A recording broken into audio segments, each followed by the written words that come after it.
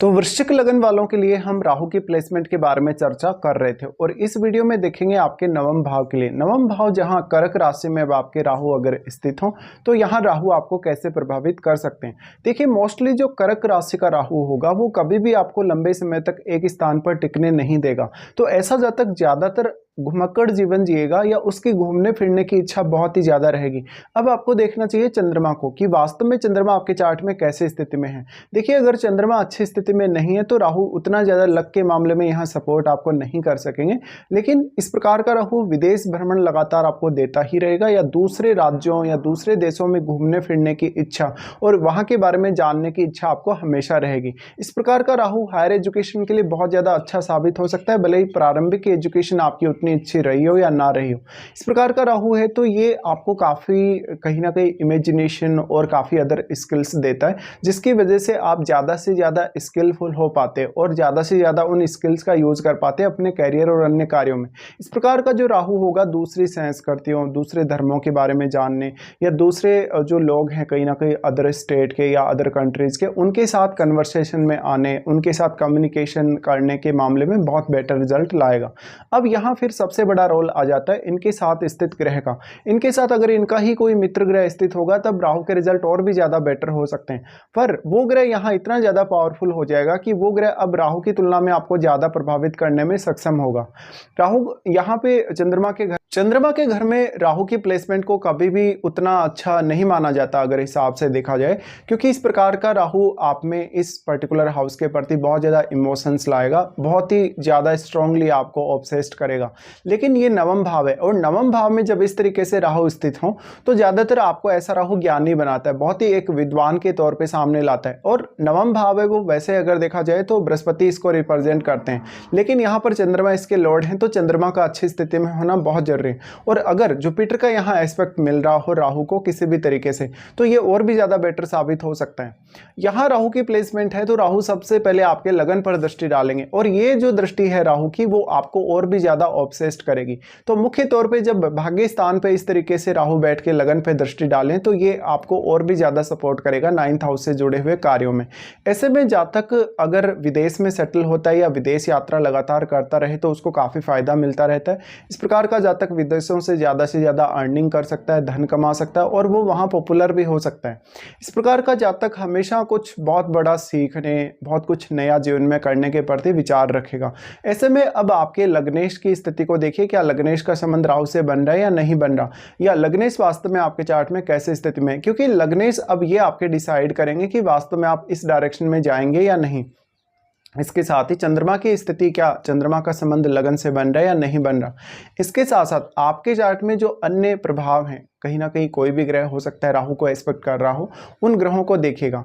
राहु का लगन पर एस्पेक्ट है तो लगन में अगर राहु का कोई मित्र ग्रह आपके बैठा हो तो यहाँ राहु के रिजल्ट और भी ज्यादा बेहतर रह सकते हैं। अब इस प्रकार का राहु आपको काफी इंटेलिजेंट दिखाएगा जब लगन पर दृष्टि डाले, और आप कभी कभी अपने इंटेलिजेंस का बहुत ज्यादा शो ऑफ भी करेंगे। ऐसे में जातक भौतिक सुख सुविधाओं के साथ साथ अन्य सुख सुविधाएं भी अपने जीवन में चाहता है हमेशा ही, और वो दूसरे लोगों के साथ अच्छे से एडजस्ट कर पाएगा अपनी फैमिली की तुलना में।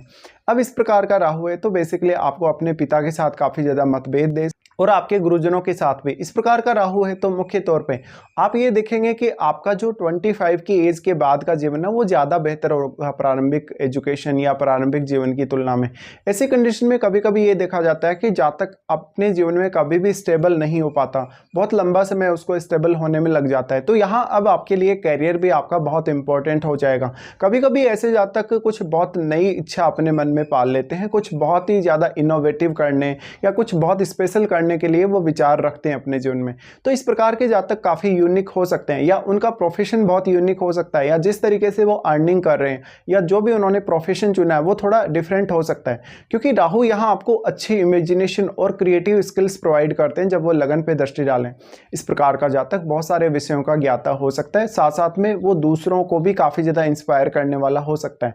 फिर राहु का एस्पेक्ट आ जाता है आपके 3rd हाउस पे। 3rd हाउस पे जो राहु का एस्पेक्ट होगा, यहाँ राहु केतु को एस्पेक्ट करेंगे, बट यहाँ अब राहु के साथ बैठे हुए ग्रह का रोल बहुत ही इंपॉर्टेंट होगा, क्योंकि राहु के साथ बैठा हुआ ग्रह काफ़ी ज़्यादा मल्टीप्लाई हुआ है, उस ग्रह की क्वालिटीज़ काफ़ी मल्टीप्लाई हुई हैं। तो अब वो ग्रह कहीं ना कहीं राहु से ज़्यादा केतु को प्रभावित करने में सक्षम है, क्योंकि वैसे तो राहु भी एक्सपेक्ट कर रहे हैं केतु को, बट केतु पर राहु का प्रभाव उतना अधिक नहीं पड़ सकेगा जितना प्रभाव राहु के साथ बैठा हुआ ग्रह यहाँ केतु पर डाल रहा है। राहु और केतु के मध्य 180 डिग्री का जो एंगल बना हुआ है, इस वजह से ऐसा होता है।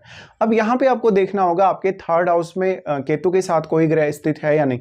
हम ये मान सकते हैं कि राहु जो एक्सपेक्ट कर रहे हैं थर्ड हाउस को, वो आपको ज़्यादा से ज़्यादा हार्डवर्क करने या मेहनत करने में सहायता प्रदान करेंगे। इसके साथ साथ आपके जीवन में जितनी भी छोटी दूरी की यात्राएं होंगी उनमें आपको राहु काफ़ी सहायता करेंगे। लेकिन यहाँ केतु सारा का सारा जो गेम है उसको चेंज करके रखते हैं। केतु यहाँ इस हाउस की क्वालिटीज़ को कम करने का काम कर रहे हैं या एक तरीके से सोखने का काम कर रहे हैं। केतु थर्ड हाउस को लेके आपके जीवन में एक स्पेशल प्यास क्रिएट कर रहे हैं, कहीं ना कहीं एक कमी उत्पन्न कर रहे हैं। इससे आपके भाई बहनों, रिलेटिव्स वगैरह, आपके पड़ोसियों के साथ आपके कम्युनिकेशन और उनके साथ आपके व्यवहार पर काफ़ी ज़्यादा असर पड़ सकता है। इसके साथ साथ अगर देखा जाएगा तो राहु का एस्पेक्ट जो यहाँ केतु पर है, राहु उतना अधिक केतु को प्रभावित कर भी नहीं सकते। लेकिन अब राहु के साथ बैठा हुआ ग्रह ही आपको थर्ड हाउस से जुड़े हुए मामलों में काफ़ी मदद कर पाएगा। तो थर्ड हाउस से आपको कुछ ज़्यादा एक्सपेक्टेशन नहीं रखनी चाहिए। यहाँ पे हो सकता है कभी कभी आपको किसी भी पर्टिकुलर काम के लिए बहुत ही ज्यादा मेहनत करनी पड़े और इवन वो आपकी मेहनत सही डायरेक्शन में भी नहीं हो। राहु का यहाँ जो प्रभाव पड़ रहा है थर्ड हाउस पर, इसके वजह से आप बहुत कुछ करने में सक्षम हो सकते हैं, लेकिन वो आपकी क्वालिटीज, वो आपका इमेजिनेशन या अदर स्किल्स जिनको आप कभी कभी समझने में समर्थ नहीं होंगे।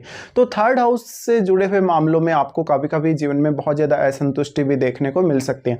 अब यहाँ डिपेंड करेगा कि केतु के साथ कोई अन्य ग्रह स्थित है या नहीं, क्योंकि केतु के साथ अगर कोई भी अन्य ग्रह स्थित होगा तो वो ग्रह भी कहीं ना कहीं केतु से प्रभावित होगा ही, और अगर वो ग्रह यहाँ वक्री हो जाए तो केतु का प्रभाव पूर्ण रूप से ग्रह पर पड़ेगा। तो आपको इस तरीके से भी विचार करना होगा। नॉर्मली हम ये मानेंगे कि राहु के साथ जो बैठा हुआ ग्रह है उन भावों को देखिए, कहीं ना कहीं जो ग्रह यहाँ जिन भावों से जुड़ा है, साथ साथ में जो राहु के साथ बैठा हुआ ग्रह क्या वास्तव में एक शुभ ग्रह है, क्या एक अशुभ ग्रह है, या वो एक राहु का मित्र ग्रह है। ऐसे में उन भावों से जुड़े हुए कार्य करने, उन भावों से जुड़े हुए मामलों में आपको लक बहुत ज्यादा साथ देगा, डिसीजन लेने में भी लक काफी ज्यादा साथ देगा।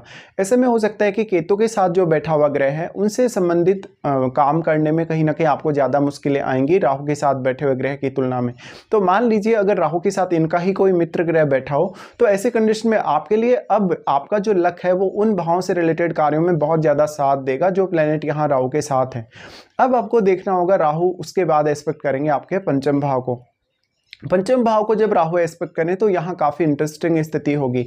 ऐसा जो राहु होगा वो आपको संतान को लेकर बहुत ज़्यादा ऑब्सेशन देगा, आपकी लव लाइफ को लेकर ऑब्सेशन देगा, और जीवन में बहुत कुछ सीखने समझने में आपको समर्थ बनाएगा और काफ़ी तेज़ी से डिसीजन लेने में भी समर्थ बनाएगा। लेकिन यहाँ सबसे बड़ी समस्या आपको आती है, आप उतना ज़्यादा कंसंट्रेट नहीं कर पाते और आपकी बहुत हाई इमेजिनेशन होती है या बहुत हाई ऑब्सेशन होता है आपका। इसकी वजह से अगर मान लो आपके पंचम भाव पर कोई फायरी प्लैनेट का प्रभाव पड़ रहा है या किसी एग्रेसिव प्लैनेट का प्रभाव पड़ रहा है, तो ऐसे में आपसे डिसीजन लेते समय, सोचते समझते समय बहुत ज़्यादा गलतियां भी हो सकती हैं। हालांकि इस प्रकार का राहु आपको एनालिटिकल स्किल बहुत अच्छी देगा और आपको जो फिफ्थ हाउस से जुड़े हुए मामलों में जो क्रिएटिविटी मिलेगी राहु से, या जो अदर स्किल्स मिलेंगी वो भी काफ़ी अच्छे से मिलेंगी। ऐसे में फिर आपके लिए सबसे बड़ा रोल होगा वास्तव में अगर राहु की प्लेसमेंट नवम भाव में, तो क्या वास्तव में आपको राहु की महादशा है या नहीं। क्योंकि अगर राहु की महादशा होगी तो राहु के रिजल्ट आपके सामने बहुत ही स्ट्रांगली आएंगे आपके जीवन में। लेकिन अगर मान लीजिए राहु की दशा आपको नहीं भी है, तो ऐसे में हो सकता है राहु के साथ बैठे हुए ग्रह की भी आपको महादशा हो इस जीवन काल में, तो उस दशा में भी आपको राहु से जुड़े हुए जो रिजल्ट हैं उनका प्रभाव जरूर दिखेगा। तो इस तरीके से आपको विचार करना होगा जब भी राहु यहाँ आपके नवम भाव में कर्क राशि में स्थित हो।